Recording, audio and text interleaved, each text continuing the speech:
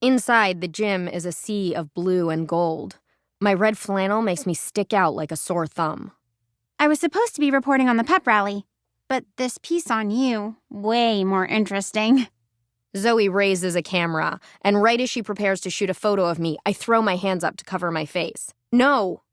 Zoe freezes, raising an eyebrow. Sorry, I appreciate everything you're doing, but I really just want to stay invisible. You know, fade into the background. Is that what you want?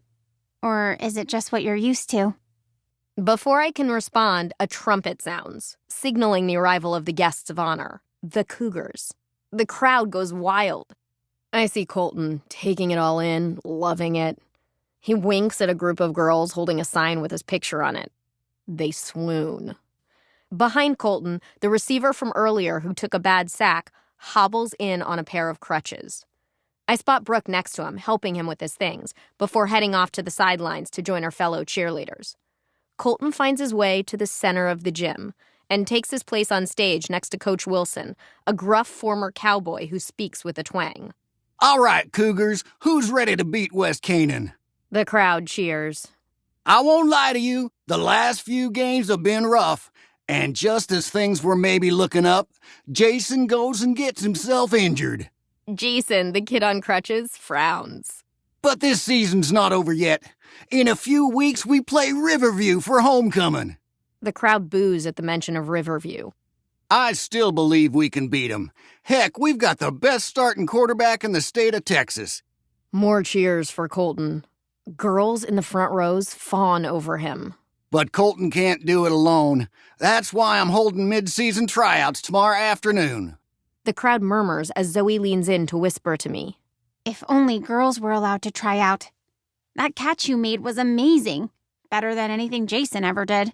I know that one of you out there has the talent and courage to step up. Maybe you've been too chicken to do it. But we're all part of this family. Who are we? The crowd cries out, Cougars! Come on now, you can do better than that. Who are we? The crowd goes absolutely wild, screaming, chanting, cheering. Cougars! Coach Wilson hands off the megaphone to Colton, who takes center stage. We've got a great pep rally for y'all today, but before we get started, I've got a little question to ask. Someone throws Colton a football. He steps off of the podium and jogs over toward the cheerleaders. Squeals of delight erupt from the crowd as Colton makes his way over to Brooke. Brooke Dalton, you're such a catch. He tosses the football underhand to Brooke, who catches it. And I know you're the one cheering me on, but the truth is, I'm your biggest fan. I roll my eyes at the display. The Corbin Cougar mascot hands Colton a bouquet of flowers. Colton gets down on one knee. So, Brooke, will you go to homecoming with me? Silence. The air leaves the gym as the crowd watches, waiting for Brooke's response. Brooke bites her lip. She seems pensive and uncomfortable. She shifts on her feet. For a moment, it seems like she might turn him down, but... Yes, I will. The crowd cheers louder than before. Somewhere, the marching band begins to play. Oh my God. Wasn't that so cute? I shake my head and mutter under my breath. Typical. Colton once again sweeps Brooke into his arms. He moves in for a kiss, but Brooke turns away, giving Colton her cheek. No one else seems to notice. I raise a skeptical eyebrow. Perhaps there's more to Brooke than meets the eye. Inside the bathroom, I splash water on my face and look up at the mirror. A Brooke Dalton for Homecoming Queen poster hangs above my reflection. This one has her picture on it.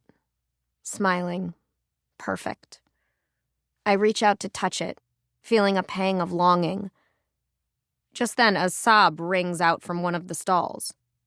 I try to ignore it, to mind my own business.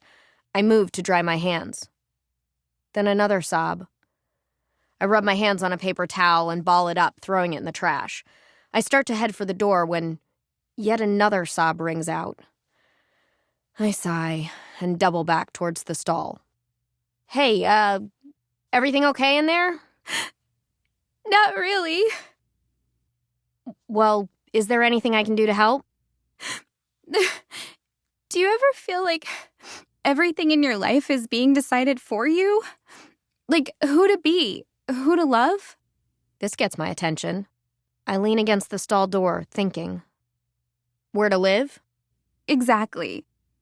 Yeah, pretty much all the time. So what do you do about it? To be honest with you, nothing. I always thought the best way to deal with my problems was to just be invisible. If no one knows me, no one can write my story for me.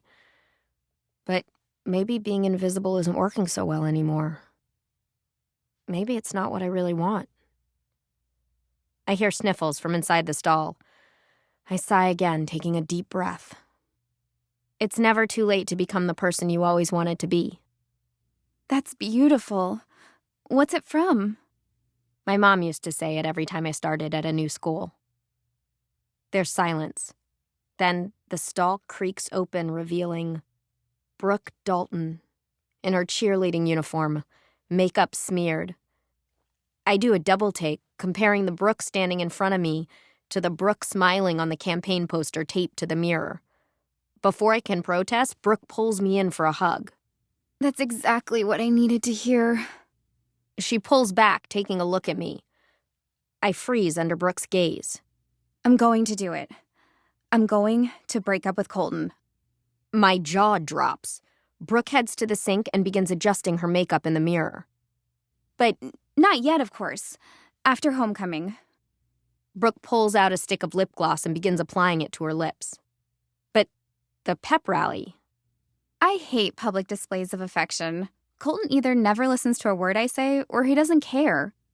Brooke blots and pouts her lips, checking herself in the mirror. But you both seem so happy. See, that's exactly what I mean. People always assume they know the real me. The truth is, not a soul at this school does. Satisfied with her makeup, Brooke heads for the door. Without thinking, I follow at her heels. The door to the bathroom swings behind me as I follow Brooke into the hall. Brooke, noticing a blank spot, reaches into her bag and fishes out a Brooke for Homecoming poster and a roll of tape. She hands the tape to me as she works to hang the poster to the door. This conversation needs to stay between us. Kelsey. And it will. I'm new here, so no one to tell. I laugh nervously. Brooke finishes hanging the poster and stands back, admiring her handiwork. Great. And Kelsey? Yeah? It's not too late to take your mom's advice. I'm touched. She seems sincere. Brooke digs in her bag again. Oh, and one more thing. She produces another flyer and hands it to me. Remember to vote Brooke for Homecoming Queen. I watch, mesmerized, as Brooke makes her way down the hall, stopping to secure more flyers to the walls.